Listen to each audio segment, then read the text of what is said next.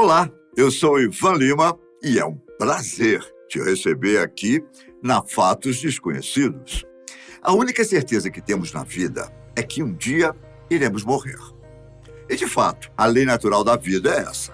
Nascemos, crescemos, vivemos e depois morremos. Agora, o que acontece depois da nossa morte? Isso é um dos maiores mistérios de todos os tempos. A maioria das pessoas acredita naquilo que sua religião prega. Os espíritas creem na reencarnação até o ser atingir um estado de espírito evoluído, enquanto os católicos acreditam no paraíso e no inferno e por aí vai. Dessa vez, que tal fazermos suposições, sobre como seria se realmente existisse vida após a morte? Será que podemos lembrar da nossa vida passada? Como deve ser a sensação de morrer, E se existe vida após a morte, o que exatamente acontece depois que morremos? São muitas perguntas a serem respondidas, não é? Então vem comigo que eu vou tentar te esclarecer tudo o que sabemos sobre vida após a morte. Quando se trata dos mistérios do nosso universo e da vida humana, o maior deles é a morte. As religiões a consideram a única verdade e veem a vida após a morte como um presente ou uma maldição que recebemos. Tudo depende da nossa conduta neste planeta. Mas isso são apenas crenças. Se vamos para outra dimensão ou para o mundo espiritual, isso nunca foi comprovado. Ou seja, ninguém sabe realmente o que acontece depois que morremos. Apesar disso, o médico e cientista Roberto Lanza tem um palpite sobre o que acontece depois que morremos. No livro Biocentrismo, Vida e Consciência como Chaves para Compreender a Natureza do Universo, Lanza afirma que a morte pode simplesmente ser uma porta que se abre para vários outros universos. Para ele, não é o universo que é supremo, mas a vida. Através da teoria do biocentrismo, ele acredita que pode provar que espaço e tempo não existem, a menos que nossa consciência diga que sim. Mas o que diabos é esse tal de biocentrismo? Para quem não sabe, é uma espécie de mecanismo que resulta em todas as possibilidades físicas. O biocentrismo também enfatiza o fato de que não foi o universo que criou os humanos, mas que, na verdade, fomos nós que demos à luz o universo como o conhecemos. O cientista também acredita firmemente na teoria dos muitos mundos e afirma que a morte não existe nesses cenários, pois todas essas possibilidades estão ocorrendo ao mesmo tempo. Única razão pela qual nos sentimos vivos é por causa da energia operando em nossos cérebros. Roberto Lanza também destaca que toda a realidade é informação sensorial interpretada pelo nosso cérebro. De certo modo, é a nossa consciência que une a nossa realidade. Por exemplo, o espaço-tempo na física é diferente de como experimentamos esses conceitos separados na vida real. A ciência trata o contínuo espaço-tempo como um princípio sólido. De acordo com Lanza, eles são simplesmente ferramentas de nossa mente. O mesmo acontece com a morte. Segundo Lanza, ela não pode existir em nenhum sentido real. Quer um exemplo de uma ferramenta da nossa mente? Quando somos crianças, os dias, semanas, meses e anos demoram muito para passar. Quando ficamos mais velhos, o tempo parece passar de forma mais rápida. Mas a verdade é que ele em si não mudou. Ele continua sendo o mesmo. O que mudou foi a forma como percebemos o tempo. Segundo as leis fundamentais de Isaac Newton, a energia não é criada ou destruída. Ela simplesmente assume outra forma. A energia aprisionada em nosso cérebro deve então assumir outra forma, mesmo quando uma pessoa morre. Enquanto isso, nossos sentidos nos dizem que é o fim. Lenz afirma que podemos comparar a morte com uma série de TV. Você pode experimentar diferentes histórias, diferentes personagens e, claro, diferentes finais. Mas no final de tudo, você ainda é você. Ainda segundo Lenza, é apenas a energia. E de acordo com as leis da física, a energia não pode ser criada ou destruída. Ela apenas muda de um estado para outro. Mas para onde vai essa energia?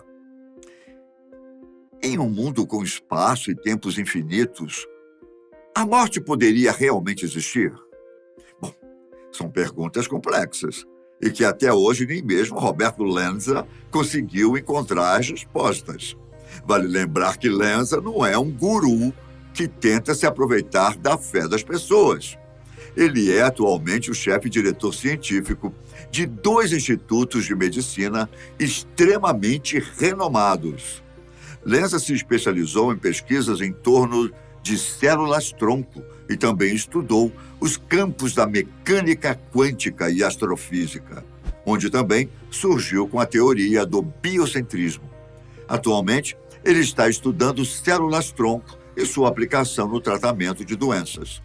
Antes disso, ele fez algumas pesquisas sobre células-tronco embrionárias e em clonagem, tanto com animais quanto com humanos. O que eu quero deixar claro é que essa ideia não foi proposta por um teórico maluco, mas por um médico e cientista respeitado. Isso também não quer dizer que o que ele diz é uma verdade absoluta, só que ao menos existe algum embasamento científico para sua teoria. Mas então, como seria a vida após a morte, hein? Como eu disse anteriormente, até hoje, ninguém conseguiu descobrir como era. No entanto, existem algumas pistas. Vamos imaginar que um dia você está andando pela rua distraído, quando de repente você cai da calçada e escuta pneus de um carro derrapando, buzinas e pessoas gritando em desespero. Você parece voltar à realidade logo após um ônibus bater em você. Depois, você parece estar voando. E é quando você percebe que está morrendo. Nesse momento, passa um filme na sua cabeça, como se realmente fosse o fim. Depois de deixar o seu corpo, você olha para ele, vê as pessoas se curvando ao redor e, à medida que a ambulância se aproxima, surge uma luz ofuscante que parece acenar suavemente para você. Você a segue por um túnel até um lugar muito mais vívido, real, espetacular, algo parecido com o paraíso. Você tem certeza de que chegou no além. Semanas depois, você acorda com os bips constantes de um monitor de eletrocardiograma ao lado da sua cama de hospital. Então, você conta a história para as pessoas, afirmando que o céu existe, pois você ouviu. O livro de Enoque, escrito centenas de anos antes do nascimento de Jesus, conta exatamente uma versão dessa história. E ao longo dos anos, tivemos diversos outros relatos parecidos. Entre os mais recentes, temos os livros 90 Minutos no Céu, de 2004, que fala sobre um pastor cristão que ascendeu a Deus após um acidente de carro. O Céu é Real, de 2010, que conta a história de uma criança que vê o céu enquanto faz uma cirurgia. Uma Prova do Céu, que relata o testemunho de um neurocirurgião sobre a vida além da morte. Esses livros foram best-sellers, todos seguindo o mesmo enredo.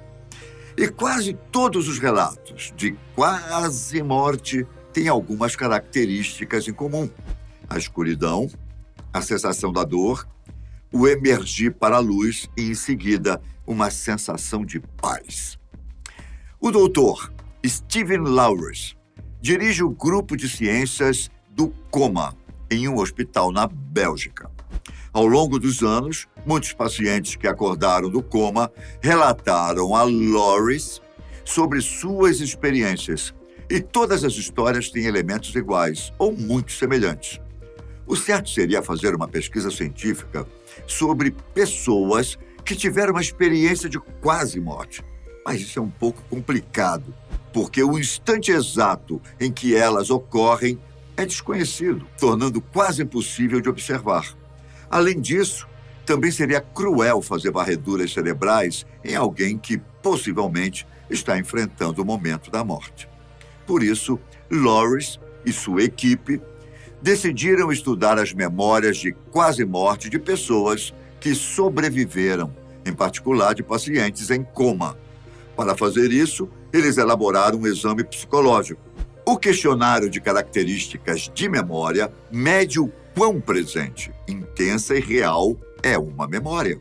Eles compararam a experiência de quase morte com outras memórias de eventos intensos da vida real e com memórias de sonhos e pensamentos, coisas que não ocorreram na realidade física.